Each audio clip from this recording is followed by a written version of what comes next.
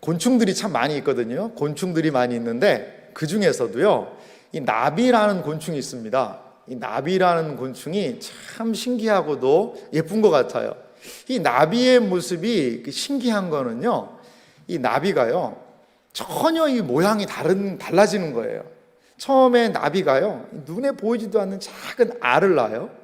근데요 그 알에서 벌레가 나옵니다. 근데 이 벌레에서 또 뭐가 되냐면요, 번데기가 되고요, 번데기에서 나비가 나오는 거예요. 이게 신비한 과정인 것 같습니다. 이게 보통 벌레에서 어느 날 벌레가 열심히 뭘 갉아 먹으면 벌레 옆구리에서 날개가 툭 튀어나와가지고 그냥 그대로 막 날아다니는 그런 모양도 아니고요, 전혀 다른 모습이 나오더라는 것이죠. 제가 그래서 우리나라 나비 중에 가장 예쁜 호랑나비를 한번 좀 살펴봤습니다. 그래서 호랑나비의 애벌레가 어떻게 생겼나 사진을 좀 준비해 봤는데요, 이렇게 생겼어요. 이거 뭐야 하고 막 그렇게 놀라시는 분도 계시는데, 이 호랑나비 애벌레는요 상당히 커요. 이 애벌레가 처음부터 그렇게 큰 건 아니었고 작았는데 점점 탈피라는 과정을 하면서 이렇게 큰 이 검지 손가락만한 그런 큰 벌레가 되더라고요. 그런데 저 벌레로 가만히 있는 게 아니죠. 그 다음에 어떻게 되죠? 번데기가 저렇게 됩니다. 실로요 딱 자기 몸을 묶고 이제 고치 안에 들어가서 번데기가 돼요. 번데기가 된 다음에 한 얼마 정도로 있느냐? 한 2주 정도로 있는다고 그래요. 보름 정도가 지나면 나중에 저기에서 뭐가 나올까요? 호랑나비가 나와요. 호랑나비는 날개 무늬가 꼭 호랑이 색깔 같다 그래서 호랑나비라고 그래요. 그래서 이렇게 나비 중에서 예쁜 저런 호랑나비가 되더라는 거죠. 근데 여러분 그 세 가지 그림을 보면은요, 이게 참 사실 이해는 안 돼요. 저런 벌레가, 아니 저런 번데기가 됐다가 어떻게 저렇게 나비가 될까? 참 너무나 여러분 신기하지 않습니까? 별로 안 신기하신 것 같은데, 내일 아니라고 참 신기하지 않은 것 같은데 너무나도 놀라워요. 그래서 저렇게 이 벌레가요 번데기를 거쳐서 나비가 될 수 있다는 것은 너무나도 놀라운 일인 것 같아요. 근데요 성경에는요 우리의 장래도 이런 약속들이 많습니다. 성경은 우리 신자들이 변화될 거다라고 이야기를 해요. 수많은 성경에서 우리가 이렇게 변화되고 저렇게 변화될 것을 이야기를 합니다. 마치 애벌레들에게, 호랑나비 애벌레들에게 이렇게 얘기하는 것 같아요. 야 호랑나비 애벌레들아, 니네는 조금 있으면 번데기 되고 나비가 될 거야. 그럼 그 애벌레들이 그거 믿을까요? 그건 모르죠. 그 애벌레에서 나비가 된다는 건요 아무리 상상을 하려고 해도 상상이 잘 안 돼요. 마찬가지인 것 같아요. 성경은요 우리 신자의 영혼뿐 아니라 우리의 이 육체, 몸까지도 온전하게 변화될 것이라고 이야기를 하고 있습니다. 애벌레에서 나비를 상상할 수 없듯이 지금 우리의 모습에서요 그 영광스러운 성경이 말하는 온전한 모습을 상상하기란 쉽지 않다라는 것입니다.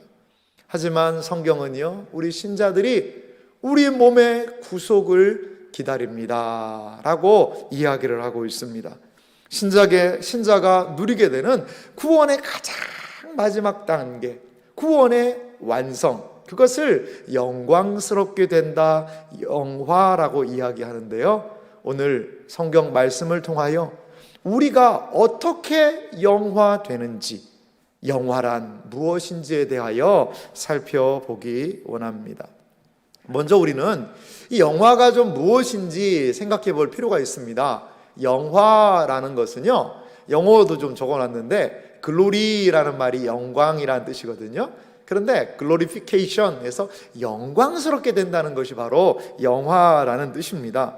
성경은요 우리 신자들의 상태가 변화돼서 아주 새롭게 된다라는 것을 이야기를 하는 구절이 참 많이 있습니다. 빌립보서 3장 21절 말씀을 보니까요 이렇게 이야기를 합니다. 그는, 예수님을 얘기해요, 만물을 자기에게 복종하게 하실 수 있는 자의 역사로, 이거 하나님을 얘기합니다. 성부 하나님을 얘기하는데요, 예수님이 성부 하나님의 역사로 우리의 낮은 몸을 자기 영광의 몸의 형체와 같이 변하게 하시리라. 이렇게 말씀하고 있는 거예요. 성자 예수님께서 성부 하나님의 역사로 말미암아 우리의 어떻게 해요? 낮은 몸을 어떻게 해요? 자기의, 자막 다시 한번 보여주시면요, 자기의 어떤 몸으로? 영광의 몸의 형체와 같이, 예수님의 몸의 형체와 같이 어떻게 한다는 거죠? 변하게 하시리라. 낮은 몸이 영광의 몸으로 성경은 바뀔 것이다 라고 이야기를 합니다. 이 성경에 영광이란 단어가 자주 등장하거든요. 근데 영광이라는 것이 나는 영광 이게 뭔지 잘 모르겠다, 참 모호하긴 합니다. 그런데 성경에서 영광이라는 단어는 이럴 때 쓰였어요. 뭐냐면 하나님께서 거기에 계신 효과가 바로 영광이에요. 성전 안에, 구약 성경에 지은 성전 안에 누가 계시죠? 하나님이 임재하세요. 그럼 그 성전이 어떻게 될까요? 영광스러워지는 거예요. 영광은 하나님이 거기 계신 효과가 바로 영광이에요. 하나님이 계시기 때문에 영광이에요. 교회가 영광스럽다, 그것은 사람이 많이 모이고 헌금이 많이 거치고 교회 건물이 좋아서 영광스럽다가 아니라 하나님의 은혜가 거기 계시고 거기에서 하나님을 만나는 일이 있고, 그러면 그 교회가 영광스러운 교회가 될 줄 믿습니다. 영광은 하나님이 거기 계시기에 나타나는 일이고, 우리가 영광스러운 몸이 된다는 것은 하나님께서 영광스러운 성품으로 우리를 새롭게 변화시키실 것이라는 것을 이야기를 하고 있습니다. 그렇습니다. 성경은 신자가 영광스럽게 된다고 이야기를 해요. 성경이 말하는 영화란 구원의 적용에 있어서 맨 마지막이에요. 이 영화의 의미를 이렇게 좀 정리를 한번 해볼 수 있을 것 같아요. 자막도 준비했는데 한번 보실래요?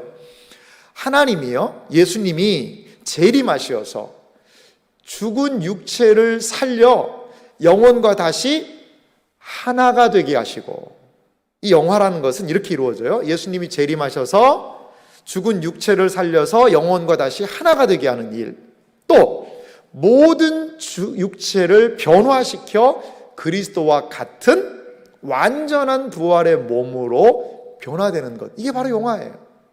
영화는 그러니까 예수님이 오셔서 우리의 육체와 영혼을 살려서 하나가 되게 하고, 그리고 이 모습을 예수님과 같은 부활의 몸으로 변화시키는 것이 바로 영화다라고 우리는 생각해 볼 수 있을 것 같습니다.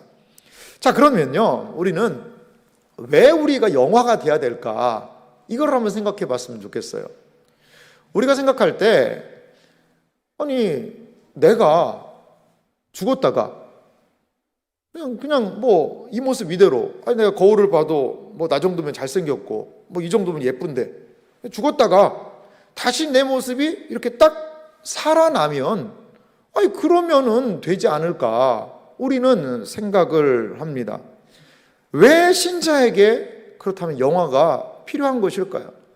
이런 복잡한 과정을 통해서 내가 변화되고 이런 과정이 필요한 이유는 무엇일까요? 영화가 필요한 첫 번째 이유가 있습니다. 그것은 뭐냐면요, 지금의 육체로는 하나님의 나라를 이어받을 수 없기 때문입니다. 영화가 왜 필요하느냐? 우리가 영광스럽게 되는 것이 왜 필요하느냐? 이 지금의 이 내 육체로는 하나님의 나라를 이어받을 수, 하나님의 나라에 살기에 적합하지가 않다는 거예요.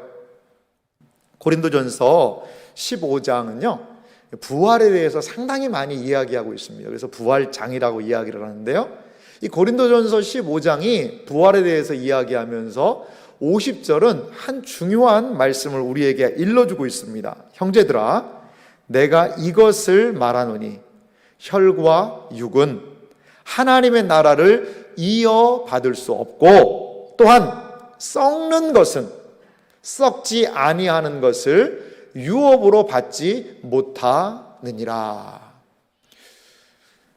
사도 바울 선생님은요, 고린도전서 15장을 통해서 형제들에게 이야기를 해요. 신자들에게 이야기하는데, 혈과 육이라는 게 뭘까요? 피와 살이죠. 우리 몸이에요. 이 우리 몸은요, 하나님의 나라를 이어서 받을 수가 없대요. 또한 썩는 것, 우리 몸의 특성은 뭐죠? 죽으면 썩어요. 썩는 것은 하나님의 나라는 썩지 않는데 썩지 아니하는 것을 유업으로 받지 못한다는 것입니다. 그렇습니다. 인간의 육체는요, 병들고 아프고 시간이 지나면 늙게 되죠. 이 겉도 그렇지만 속은 더 문제입니다. 겉으로 다 드러내지 않아서 그렇지 우리 인간의 내면 속에 얼마나 많은 미움과 시기와 교만과 자랑과 다툼과 음욕과 여러 가지 좋지 않은 것들이요, 이 속에 꽉 들어차 있는 우리 인간의 부패한 모습을 생각해 볼 수 있어요. 여러분, 만약에요, 제가 질문을 드릴 테니까 한번 생각해 보세요. 지금 여러분들이 있는 이 상태로 한 100년을 앞으로 더 산다라고 생각을 해보세요. 아마 우리는 오늘 온 일에는 좀 괜찮을 것 같아요. 일에는 이제 1살이니까 이제 2살 됐군요. 그러니까 100년이면 이제 102살 정도 이렇게 되겠죠. 근데 여러분, 지금 이 모습으로, 내가 지금 이 모습으로 앞으로 100년을 더 산다 생각을 해보세요. 할렐루야 소리가 좀 안 들리네요.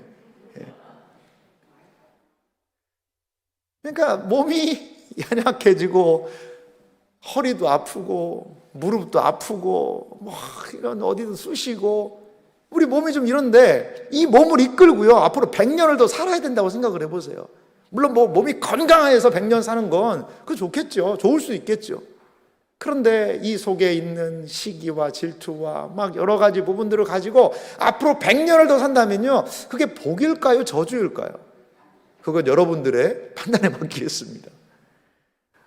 성경은 분명히 이야기를 하고 있어요. 이 땅에 있는 육체는 연약하고 한계가 있다는 거예요. 현재의 상태로는 하나님의 나라를 이어받을 수 없다라고 이야기를 합니다. 영화가 필요한 두 번째 이유가 있어요. 그것은 무엇이냐면 하나님의 나라에 걸맞는 변화가 필요하다는 거죠. 고린도전서 15장에 보면요 49절에 이렇게 말씀하고 있습니다. 우리가 흙에 속한 자의 형상을 입은 것 같이 또한 하늘에 속한 이의 형상을 입으리라. 여기 보면 흙에 속한 자의 형상은 아마 흙에서 취했던 아담을 얘기하는 것 같아요. 우리의 모습은요 첫사람 아담을 닮았지요. 그런데 성경은 또 하나의 형상이 있는데 하늘에 속한, 땅에 속한 아담의 모습이 아니라 하늘에 속한 이의 형상을 우리가 입게 된다는 거예요. 그것은 바로 부활하신 예수님의 모습을 우리에게 일러주고 있습니다. 51절 말씀, 15장 51절은 이렇게 얘기합니다. 보라, 내가 너희에게 비밀을 말하노니. 사도 바울이요 고린도 성도들에게 무엇을 얘기해줘요? 비밀을 얘기해줬어요. 그 비밀이 무엇이냐? 우리가 다 잠잘 것이 아니에요. 잠잔다는 것은요 죽었다라는 은유적인 표현입니다. 다 그냥 죽어서 무덤에 쭉 머물러 있는 것이 아니고 마지막 나팔에 순식간에 호련히 다 변화되리니. 우리가 마지막 나팔이라는 것은 예수님의 재림에 대한 표시입니다. 재림에 대한 상징이 나팔이에요. 나팔 소리가 울릴 때, 다른 말로 예수님이 재림하실 때에 어떻게 해요?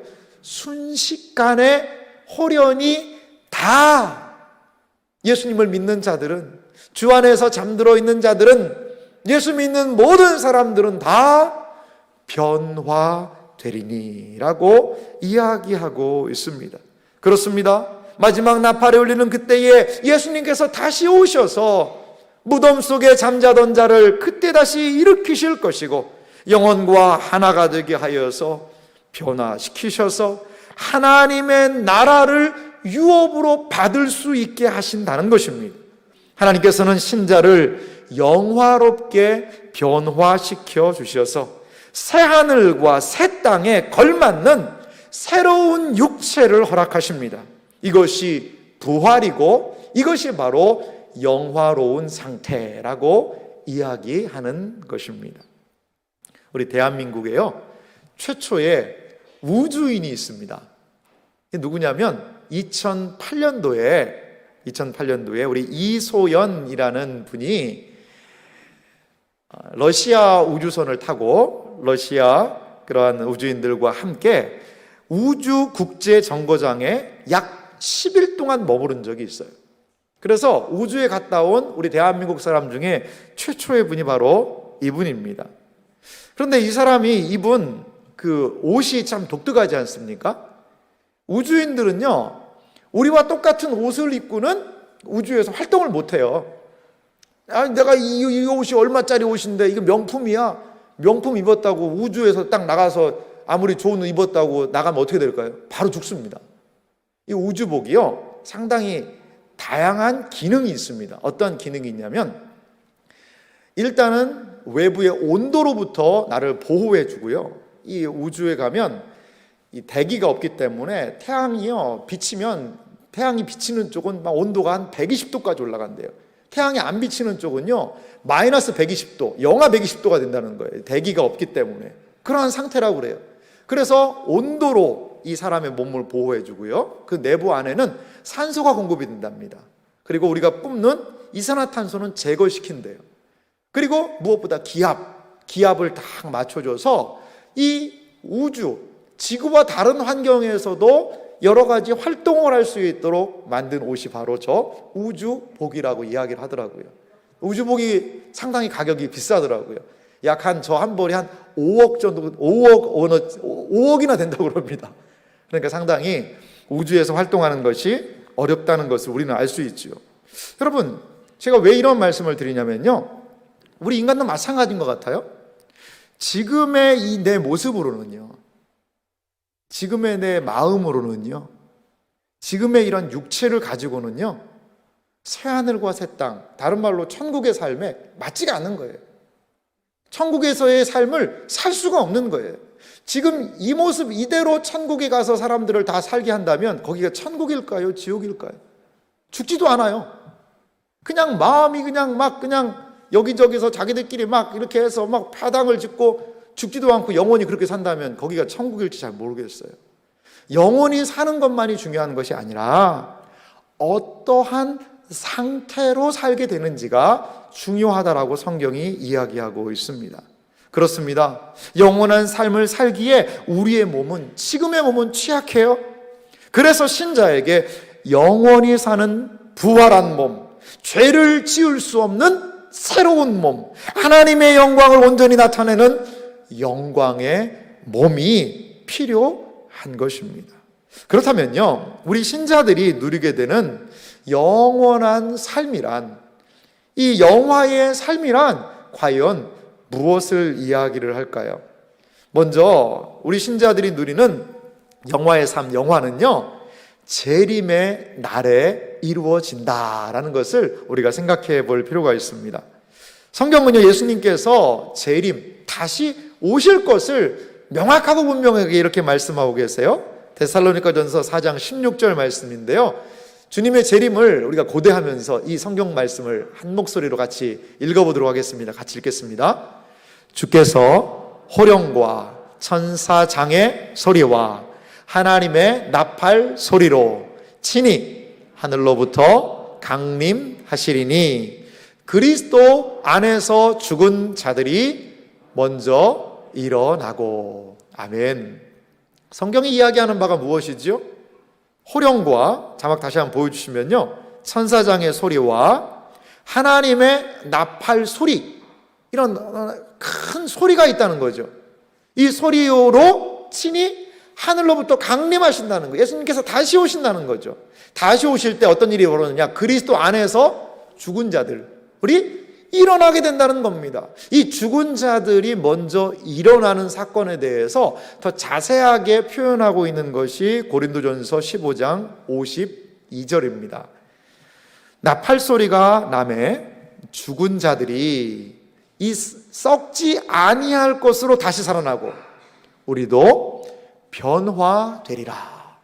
나팔 소리가 날 때에, 예수님이 재림하시는 그때에 죽은 자들이요, 썩지 아니할 것, 우리의 육체는 썩지요. 하지만 썩지 아니하는 새로운 부활의 모습으로 다시 살아나게 된다는 거예요. 우리도 변화되리라. 재림의 날에 이루어지게 되는 우리 몸의 변화, 부활에 대하여 성경은 이야기를 하고 있습니다. 이것이 바로 우리가 고대하는 영화의 날이라는 거예요. 우리는 부활을 고대합니다. 우리는 예수님이 다시 오시기를 사모해요. 왜 우리는 예수님이 다시 오시기를 사모해야 될까요? 예수님이 다시 오시면 이 연약한 육체가 새롭게 되는 거예요. 이 부족하고 연약한 사람을 온전하게 바꾸어 주시는 그날이 영광스럽게 주님이 다시 오시는 날이라는 것을 여러분 믿으시기 바랍니다. 이 땅에서요, 신자들은 성화의 삶을 산다고 그래요.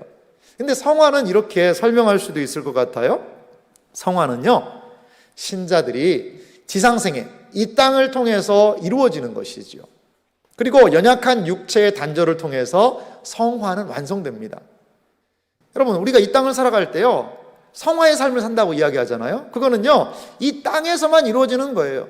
이 연약한 육체, 성화는 무엇과의 싸움이죠? 나 자신과의 싸움이기도 하지만 궁극적으로 죄와에 대한 싸움이거든요. 그 죄와의 그런 몸부림치는 싸움이 있죠. 그런데 육체와 단절, 죽음을 얘기하거든요. 죽으면요, 더 이상 죄 안 짓는 거예요. 죄가 끝나는 거예요. 죄와 결별이 일어나는 것이죠. 그때에 우리는 온전한 성화를 이루게 될 것입니다. 그런데 영화는 좀 달라요.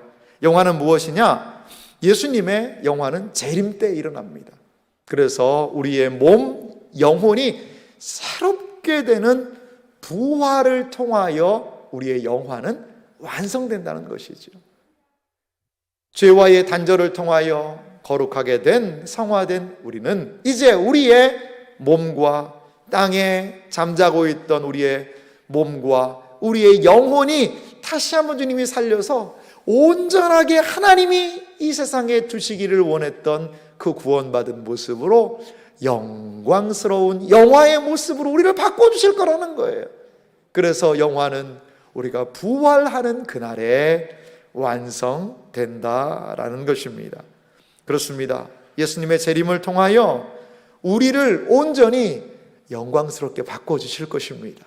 그날을 사모하며 믿음으로 나아가는 모든 분들이 되시기를 간절히 소망합니다. 영화의 삶이라는 것은 두 번째로요, 구원의 완성이에요. 영화는 구원의 가장 마지막 단계가 영화입니다.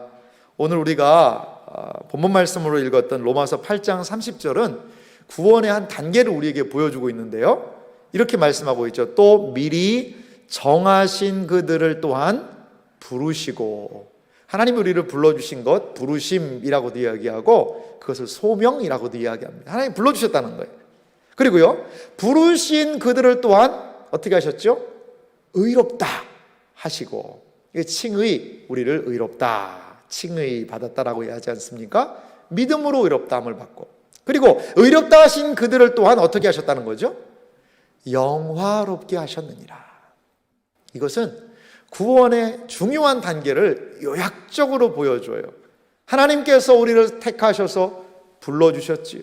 어두운 세상에서 예수님도 모르고 하나님 모르고 살던 우리를 불러주셨어요. 불러주셔서 우리를 어떻게 하죠? 예수님을 믿게 하시고 예수님의 십자가의 보혈의 은혜로 우리를 의롭다 칭의하셨지요. 그러한 존재들은 반드시 어디로 나가게 되는 거예요? 영화롭게, 영화의 단계로 나아가게 되더라는 것입니다. 예수 잘 믿은 사람만, 봉사 열심히 한 사람만, 열심히 잘하는 사람만 그런 영화되고 나머지는 덜 영화되라. 아니요, 그렇지 않아요. 예수 믿은 누구든지 다 구원이 시작된 사람은, 주님께서 부르셔서 구원이 시작되고 거듭난 사람은 이 땅에서 의롭다함을 얻게 되고 최종적으로 영화롭게 된다는 것, 이것이 성경의 증언입니다. 우리의 안에 착한 일을 시작하신 그분께서는 우리가 영화되는 그날까지 우리의 구원을 이끌어 나가고 계신다는 것을 여러분 믿으시기 바랍니다. 영화는요, 그래서 우리 구원의 최종적인 목표점이 됩니다. 우리 구원의 완성이 영화를 통하여 이루어지게 되는 것이지요. 여러분, 이 땅에서 우리가 하는 믿음 생활, 우리가 거듭나고 하나님을 알고 예배 드리고 또한 성화의 삶을 살아가고 이 땅에서 하나님을 경험하고 회심하고 하는 이 많은 신앙의 삶들이 있어요. 그런데 이 땅에서 살아가는 믿음의 여정도 참 중요한데요, 성경은 그것보다도 더 중요한 일이 우리에게 있다는 거예요. 이 땅에서도 은혜지요, 이 땅에서도 감사지요. 하지만 이러한 모든 구원의 부분들은 우리가 영광스럽게 변화되는 것과는 비교할 수 없다라는 것입니다. 이 땅에서 우리가 경험하는 모든 구원의 요소들은 마치 이런 거하고 비슷한 것 같아요. 집을 사려면 뭘 먼저 지불을 해야 되죠? 계약금이죠. 계약금을 지불을 해요. 계약금은 내가 산 집하고 이게 비교가 될까요? 비교가 안 되는 금액이죠. 비교가 안 되는 금액이. 하지만요, 계약금이 없으면요, 집도 없는 거예요. 하지만 계약금이 비록 작은 금액이지만 이 집, 나중에 내가 살 그 새 집과는 비교할 수 없다는 것이죠. 마찬가지인 것 같습니다. 이 땅에서 우리는 믿음의 생활을 분투하고 노력하고 살아가지요. 그런데 그렇게 산 삶이 우리가 장차 만나게 될 영광스러움과는 비교할 수 없다라는 것입니다. 그래서 로마서 8장 18절 말씀은요, 우리에게 이렇게 얘기해요. 생각하건대 현재의 고난은 장차 우리에게 나타날 영광과 비교할 수 없도다. 할렐루야. 현재의 고난이 무엇일까요? 믿음의 삶, 구원의 여정을 나아가는 과정이 바로 고난이지요. 하지만 장차 우리에게 나타날 영광스러운 영광과는 지금에서의 이 땅에서의 그 고난과 삶이 비교할 수 없다라는 것입니다. 구원의 길을 걷는 모든 신자에게는 장차 나타날 영광이 있습니다. 우리는 우리가 걸어가는 구원의 길 끝에서, 구원의 그 길의 끝에서 영광의 주님을 배웠고 우리의 구원을 완성하는 것을 경험하게 될 것입니다. 이것이 구원을 사모하는 우리 모두가 간절히 기대할 바라는 것입니다. 마지막 세 번째로요, 이 영화라는 것은 무엇이냐면 새하늘과 새 땅에서 새로운 삶을 시작하는 것이 바로 영화입니다.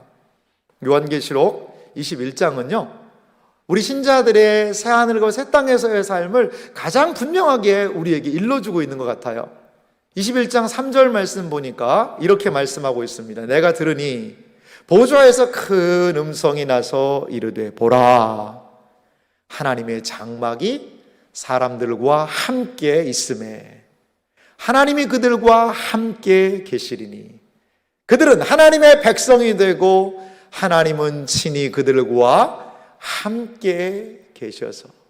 새하늘과 새 땅의 삶의 가장 중요한 모습을 무엇이라고 얘기하냐면 하나님과 함께 있는다는 거예요. 함께라는 단어가 3번이나 쓰였어요.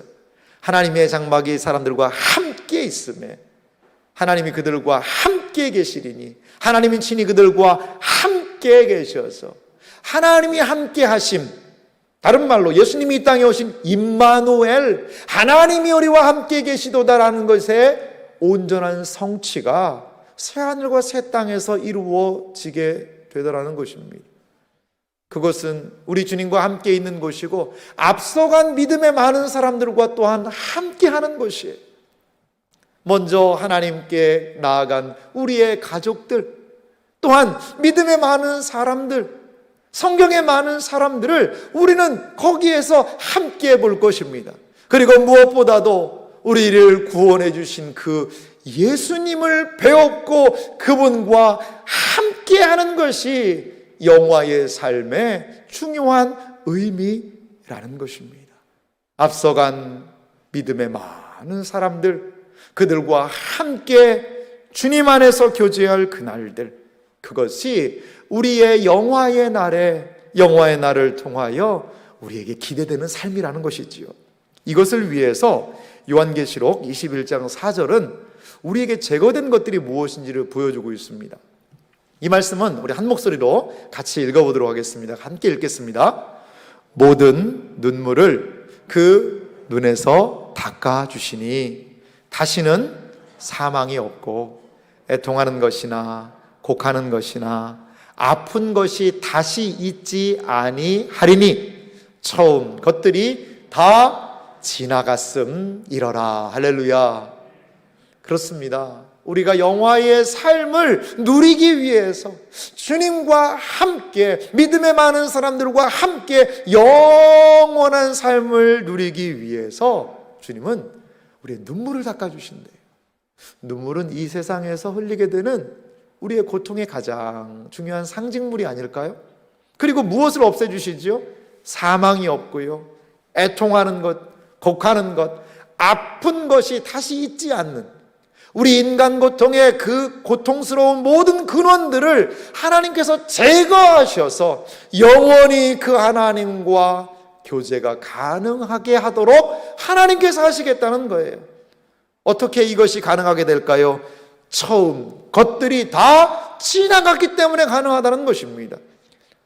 하나님과 함께하는 그곳, 새하늘과 새 땅은 이 땅의 체계와 방식대로 운영되는 것이 아닙니다.